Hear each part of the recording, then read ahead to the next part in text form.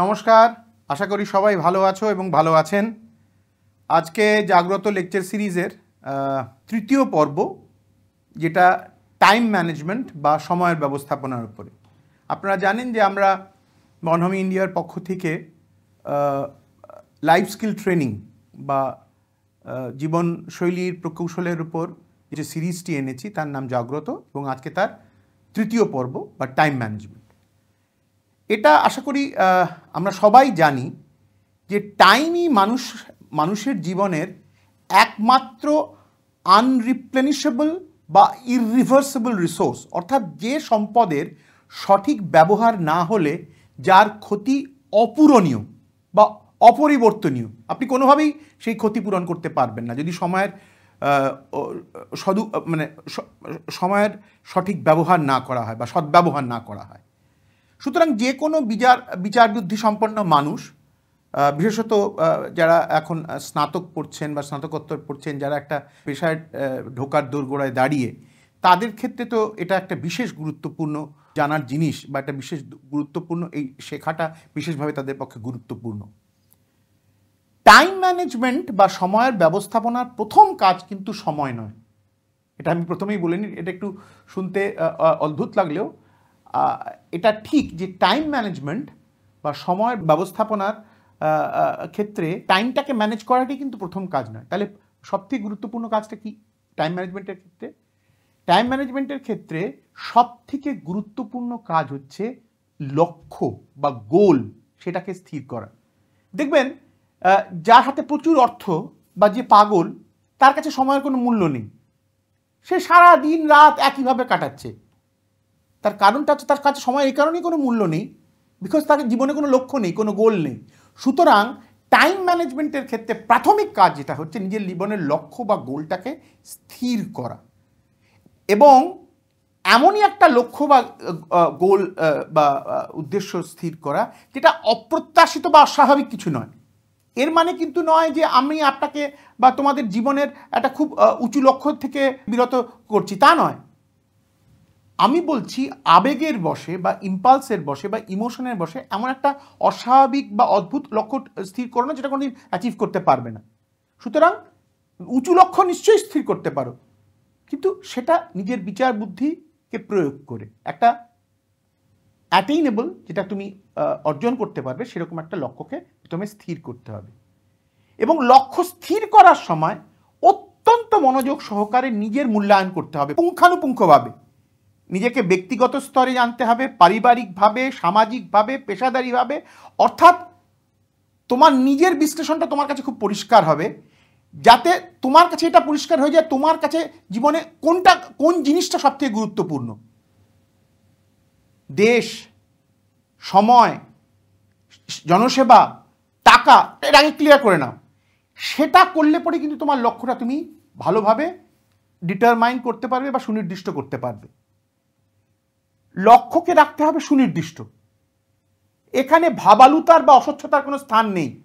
মনে রাখতে হবে যে লক্ষ্য স্থির থাকলেও সময় ও পরিস্থিতি বুঝে কিছু কিছু লক্ষ্য এবং উপলক্ষ্য নির্ধারণের ক্ষেত্রে নমনীয়তা আনতেই হতে পারে।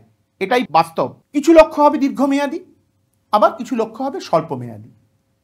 এবং এই দীর্ঘমেয়াদী এবং স্বল্পমেয়াদী দু ধরনের লক্ষ্যই হবে পরস্পরের পরিপূরক। এবং এক্ষেত্রে লক্ষ্য নির্ধারিত হয়ে গেলে পরে যেটা অত্যন্ত আবশ্যিক কাজ, সেটা হচ্ছে একটি টাইম বাউন্ড ওয়ার্ক শিডিউল বা ক্যালেন্ডার বা প্ল্যানার, যেটাকে আমরা বাংলায় বলতে পারি সময় ভিত্তিক পরিকল্পনা বা সময়সূচি, সেটাকে তৈরি করা। এই পরিকল্পনা বা সময়সূচি তৈরি করার সময় কোন কাজ তোমার পক্ষে বেশি গুরুত্বপূর্ণ, অর্থাৎ এগেইন আবার তোমাকে প্রায়োরিটাইজ করতে হবে। গুরুত্ব বুঝে সেই কাজগুলোকেই তোমার কাজের তালিকায় আগে রাখতে হবে। আমরা আগের লেকচারে রুটিন সম্বন্ধে বলতে গিয়ে টু ডু লিস্টের কথা বলেছি। এক্ষেত্রে দৈনন্দিন রুটিন এবং টু ডু লিস্টের বাইরেও আমরা একটা বৃহত্তর প্রেক্ষাপটে যাব। সেটা কি?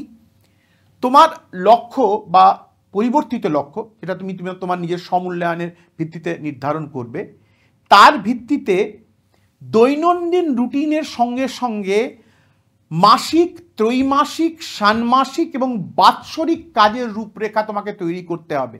অর্থাৎ তোমাকে ঠিক করতে হবে এক মাসে, মানে পরবর্তী এক মাসে, আজকে যেখানে তুমি দাঁড়িয়ে আছো, পরবর্তী এক মাসে, 3 মাসে, 6 মাসে এবং 1 বছরে তুমি কি করতে চাও।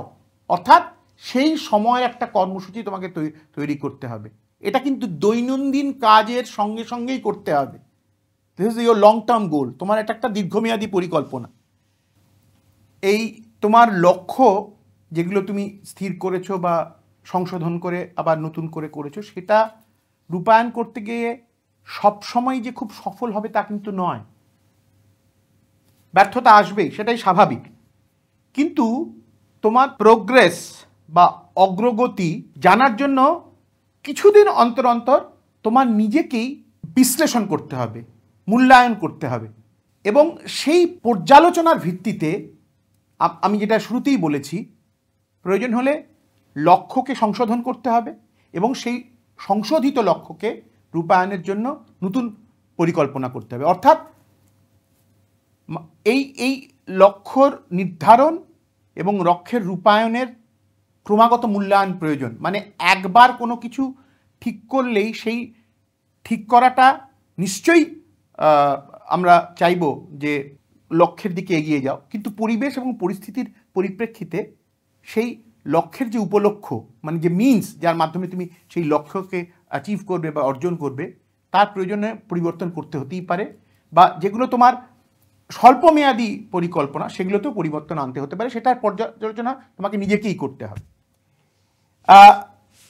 এই পরিকল্পনাগুলি রূপায়ণের ক্ষেত্রে তুমি যখন এই লক্ষ্য স্থির করা, তার জন্য প্ল্যানার তৈরি করা বা তার জন্য শিডিউল তৈরি করা এবং সেটা রূপায়ণ করা, এগুলো যখন তুমি করবে তখন তোমাকে কয়েকটা ব্যাপার অত্যন্ত সতর্কতার সাথে মেনটেন করতে হবে, মানতে হবে, বা সেটা তোমার মাথায় রাখতে হবে। সেগুলি কি? যে তুমি গড়িমসি করতে পারবে না, বা কাজ ফেলে রাখার প্রবৃত্তি তোমাকে দূর করতে হবে, যেটাকে ইংরেজিতে বলে প্রোক্রাস্টিনেশন।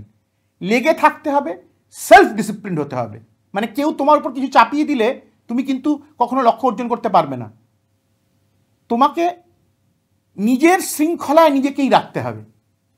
সুতরাং গড়িমসির স্থান নেই, নিজের শৃঙ্খলার উৎস তুমি নিজেই। দ্বিতীয় যে ব্যাপারটি খুব গুরুত্বপূর্ণ সেটা হলো না বলতে শিখতে হবে। সবার সঙ্গে হ্যাঁ বললে কিন্তু একটা গড্ডলিকা প্রবাহে চলা যায়, কিন্তু আলাদা হওয়া যায় না। না বলতে শিখতে হবে ব্যক্তি বা প্রলোভনকে যেগুলি তোমার সময়ের অপচয় করায়। যে যে উপলক্ষে তোমার সময়ের অপচয় হয় সেগুলোকে দৃঢ় হাতে মোকাবিলা করতে হবে, এবং এটা করতে গিয়ে তোমাকে সুসংগঠিত হতে হবে, ওয়েল অর্গানাইজড হতে হবে, এবং ডিসিপ্লিনড হতে হবে, এবং নিয়ন্ত্রিত হতে হবে।